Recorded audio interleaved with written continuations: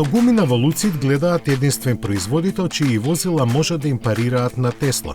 Сметајки го ова како комплимент, американскиот производител со својот настап во Женева се обиде да докаже дека е така.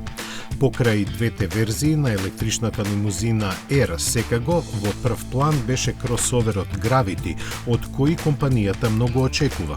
Има место за 7 патници, располага со 800 конски сили и може да понуди перформанси на спортските автомобили.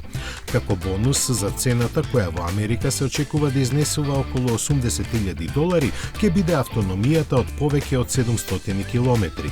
Приказната за него нема да запре тука, бидејќи скоро идентичната механика со лимузините овозможува да бидат вградени 3 електромотора со преку 1200 коњи, керамички сопирачки и спортско ослонување. Луцид на стариот континент засега ограничено е присутен само во Норвешка, Холандија, Германија и Швајцарија. Лани има произведено едва и околу 8.500 возила.